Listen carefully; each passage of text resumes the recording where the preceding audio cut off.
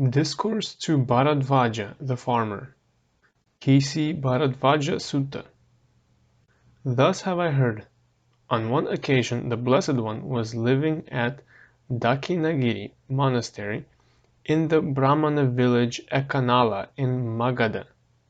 Now at that time, it being the sowing season, 500 ploughs of the Brahman Kasibharadvaja were put to use. Then, in the forenoon, the Blessed One, having dressed himself, took bowl and double robe, and went to the place where Brahman Kasibharadvaja's work was going on. It was the time for food distribution by the Brahman, and the Blessed One drew near and stood at one side. Bharadvaja, seeing the Blessed One standing there for alms, said to him, "Recluse, I do plough and I do sow, and having ploughed and sown I eat. You also, recluse, should plough and sow. Having ploughed and sown you should eat. I too, Brahman, plough and sow. Having ploughed and sown I eat. We do not see the Venerable Gotama's yoke, or plough, or ploughshare, or goad, or oxen. Nevertheless the Venerable Gotama says, I too, Brahman, plough and sow. Having ploughed and sown I eat." Thereupon the Brahman addressed the Blessed One in a stanza. "You profess to be a ploughman, yet your plough we do not see. Asked about your plough and the rest, tell us of them that we may know." "Faith is my seed, austerity the rain, wisdom my yoke and plough, modesty is the pole, mind the strap, mindfulness is my ploughshare and goad.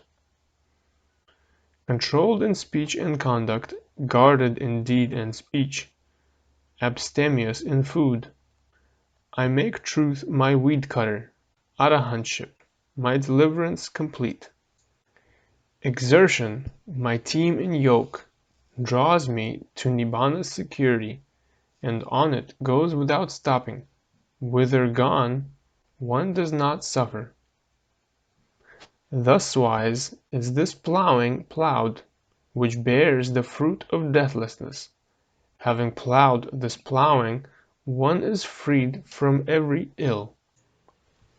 Then Brahman Kasibharadvaja, filling a golden bowl with milk rice, offered it to the Blessed One, saying, "May the Venerable Gotama partake of this milk rice. A ploughman indeed is Venerable Gotama, who ploughs and plows for the fruit of deathlessness, Nibbana. What I receive by reciting verses, O Brahman, I should not eat. It is not the tradition of those who practice right livelihood. The Buddhas reject what is received by reciting verses.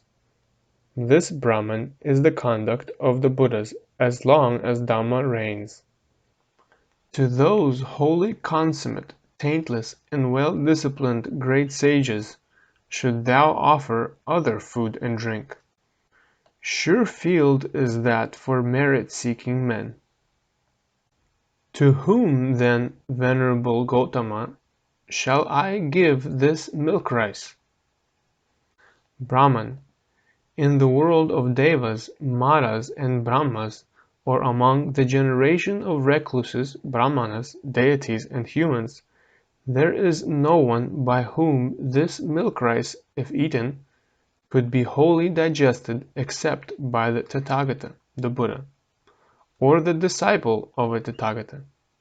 Therefore, Brahman, either cast this milk rice where there is no grass, or into water where there are no living creatures." Thereupon the Brahman flung that milk rice into water where there were no living creatures, and the milk rice thrown into the water smoked and steamed, making the noise ch-ch-ch-ch-ch,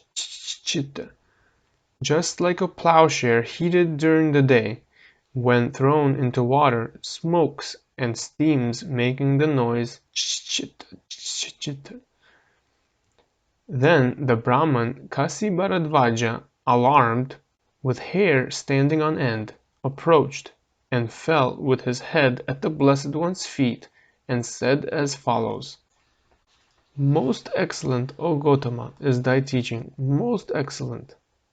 Just as a man would set upright what is overturned, reveal what is concealed, point out the way to one gone astray, bring an oil lamp into the darkness, so that those with eyes can see objects, even so the Dhamma doctrine has been declared in many a manner by the Venerable Gotama. I take refuge in the Venerable Gotama, the Buddha, in the Dhamma and in the Sangha, the order.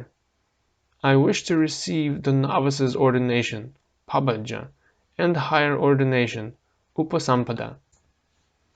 Brahman Kasibharadvaja duly received both the Pabajja and Upasampada from the Blessed One.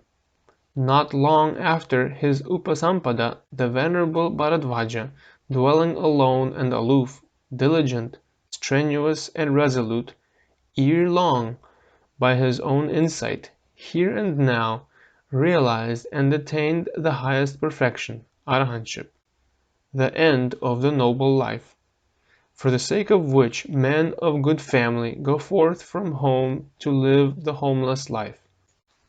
Birth is destroyed, lived is the noble life, done is what has to be done. There is no more of this state. The Venerable Bharadvaja became one of the Arahants.